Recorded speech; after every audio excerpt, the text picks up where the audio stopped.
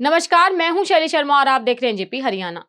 आइए आज चलते हैं रोहतक लोकसभा का गणित समझने के लिए कोसली विधानसभा क्षेत्र के गांवों में। रोहतक लोकसभा का मिजाज समझने के लिए कोसली विधानसभा क्षेत्र का गणित समझना बेहद जरूरी है। वर्ष 2014-2019 में हुए लोकसभा चुनाव के समय कोसली विधानसभा में कांग्रेस के उम्मीदवार दीपेंद्र सिंह हुड्डा को बड़ा झटका लगा था। इसी झटके के कारण दीपेंद्र हुड्डा जैसे कांग्रेस का बड़ा और ताकतवर चेहरा वर्ष 2019 का चुनाव हार गया था। उस समय रोहतक लोकसभा से भाजपा उम्मीदवार अरविंद शर्मा को कोसली क्षेत्र में लगभग 75,000 वोटों की बड़ी बढ़त मिली थी। यही दीपेंद्र हुड्डा की हार का सबसे बड़ा कारण रहा। लेकिन इस बार कोसली क्षेत्र का मिजाज कुछ बदला हुआ है। अपनी आज की समीक्षा में हम रोहतक लोकसभा के केवल कोसली विधानसभा क्षेत्र के गांवों की बात करेंगे। इस बदलाव के कई कारण हैं। सबसे बड़ा कारण है पूर्व मंत्री जगदीश यादव का दीपेंद्र सिंह हुड्डा के खेमे में आना। जगदीश यादव ने कुछ समय पहले ही भाजपा को अलविदा कहकर कांग्रेस का दामन थामा था। यह निर्विवाद सत्य है कि कोसली क्षेत्र के गांवों में जगदीश यादव का अपना जनाधार है। हालांकि जगदीश यादव के आने से पूर्व में ही दीपेंद्र हुड्डा ने कोसली पर पूरा ध्यान देना शुरू कर दिया था, लेकिन बड़ी कामयाबी जगदीश का आना ही रहा। इसी कड़ी में दीपेंद्र हुड्डा अनिल पालावास जैसे वरिष्ठ राजनीतिक कार्यकर्ता को भी अपने साथ जोड़ने में कामयाब रहे। उन्होंने कांग्रेस के युवा चेहरे राहुल राव और अविनाश यादव को भी कोसली में सक्रिय किया। पूर्व विधायक राव यादविंदर सिंह उनके साथ पहले से ही जुड़े हुए थे। यादविंदर सिंह केंद्रीय मंत्री व भाजपा नेता राव इंद्रजीत सिंह के छोटे भाई और पूर्व सीएम स्वर्गीय राव वीरेंद्र सिंह के बेटे हैं।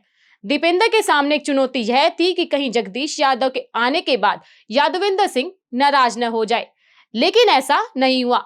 दीपेंद्र दोनों नेताओं को साधने में कामयाब रहे। आप अपनी स्क्रीन पर देख सकते हैं किस तरह दीपेंद्र की कोसली क्षेत्र की ग्रामीण सभाओं में दोनों मौजूद रहे हैं। हालांकि दोनों सांकेतिक भाषा में एक दूसरे को पीछे धकेलते जरूर नजर आते हैं, लेकिन दीपेंद्र सब संभाल लेते हैं। भाजपा की सबसे बड़ी उम्मीद कोसली पर इसलिए टिकी हुई है क्योंकि इसे जाट गैर जाट की राजनीति के बीच गैर जाट वोटर्स की प्रयोगशाला माना जाता है। इसे गैर जाट मतदाताओं वाला यानी यादवों की बहुलता वाला क्षेत्र माना जाता है। लेकिन इस बार कोसली जाट व नॉन जाट की राजनीति से बाहर निकलता दिख रहा है। दीपेंद्र के लिए यही बदलाव सबसे बड़ी उम्मीद लेकर आया है। कोसली क्षेत्र से पिछली बार बेशक 75,000 की हार मिली थी, लेकिन इस बार यहाँ भाजपा और कांग्रेस के बीच कांटे की टक्कर है। यह कांटे की टक्कर भी दीपेंद्र हुड्डा के शुभचिंतक अपने लिए वरदान मान रहे हैं। यहाँ मोदी से नाराजगी अधिक नहीं है, लेकिन अरविंद शर्मा के गांवों में न आने से कुछ जगहों पर गुस्सा है। हालांकि ग्रुप डी व सी के स्तर पर बिना पर्ची व खर्ची की नौकरी के भाजपा के दावे पर यकीन करने वाले मतदाता यहाँ भाजपा की उम्मीदों को जिंदा रखे हुए हैं। एक गांव में तो हमें ऐसे लोग मिले जहां पर मनोहर सरकार में परिवार के 2 सदस्यों को बिना सिफारिश के पुलिस की नौकरी मिली है।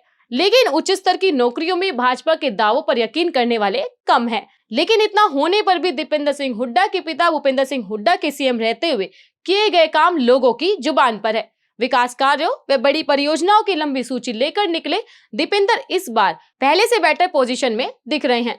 दोस्तों, कोसली के बाद अगली कड़ी में आपको लेकर चलेंगे रोहतक लोकसभा के अन्य विधानसभा क्षेत्र में। इसी के साथ हमारी वीडियोस को लाइक करें, कमेंट करें, शेयर करें। धन्यवाद।